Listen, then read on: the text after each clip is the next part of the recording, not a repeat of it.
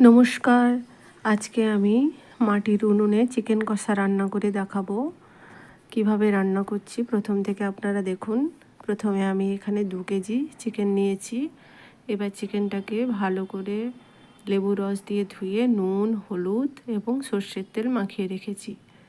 এবার কড়াই গরম হয়ে গেছে, আমি সর্ষের তেল দিয়ে দিলাম। তেলের উপর একটু চিনি দিলাম, দিলে তরকারির রঙটা একটু সুন্দর আসে। এবার গোটা ফোড়ন দিয়ে দিলাম, পেঁয়াজ কুচি, তেজপাতা দিলাম। পেঁয়াজ কুচিতে আমি একটু লবণ মেখে রেখেছিলাম। লবণ মেখে রাখলে পেঁয়াজটা তাড়াতাড়ি গলে যায়, তাড়াতাড়ি ভাজা হয়ে যায়। পেঁয়াজ আমার বাদামি করে ভাজা হয়ে গেছে। এবার আমি রসুন থেঁতোটা দিয়ে দিলাম। এবার রসুনের যতক্ষণ কাঁচা গন্ধ না যাচ্ছে আমি ভাজতে থাকবো।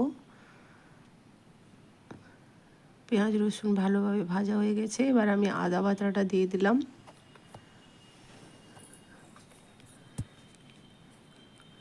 আদা বাটা দিয়ে একটু নাড়তে হবে, না হলে আদা বাটা নিচে বসে যাওয়ার সম্ভাবনা থাকে। আপনারা একটু অল্প জল 2-4 ফোঁটা জলে গুলিয়ে ও দিতে পারেন। মশলা প্রায় ভাজা হয়ে এসছে। এবার আমি চিকেনগুলো দিয়ে দিলাম। আমি চিকেনে যা হলুদ দিয়েছি, এখন আর মশলাতে কোনো হলুদ লঙ্কা গুঁড়ো দিব না।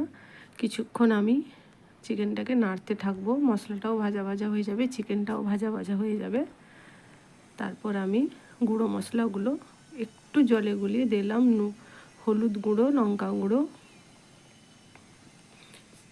এবারে আমি একটু এগুলোকে নাড়তে থাকবো।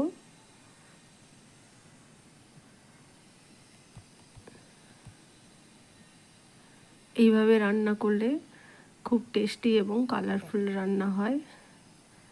আপনারা একবার এইভাবে ট্রাই করে দেখবেন। চিকেন কষা প্রায় হয়ে এসেছে। চিকেনের মধ্যে যে এক্সট্রা জলগুলো আছে, ওই জলগুলো বেরিয়ে এসছে। ওগুলো শুকিয়ে গেলে আমি এখানে গরম মশলার গুঁড়ো দিলাম, কাঁচা লঙ্কা দিলাম।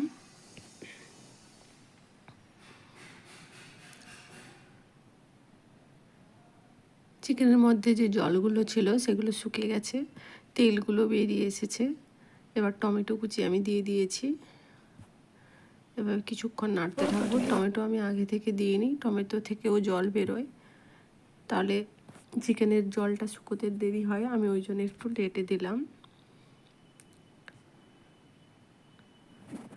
চিকেন কষা আমার হয়ে এসেছে। এইভাবে আপনারা রান্না করে দেখবেন, খুবই একটি টেস্টি রান্না। এবার সেদ্ধ করে রাখা আলুগুলো আমি দিয়ে দিলাম। আলুগুলো দিয়ে একটু নেড়ে দেব। আমি চর্বিগুলো আলাদা করে রেখেছিলাম, আমি এই সময় দিলাম। আগে থেকে দিলে চর্বিগুলো গলে তেল হয়ে যেত।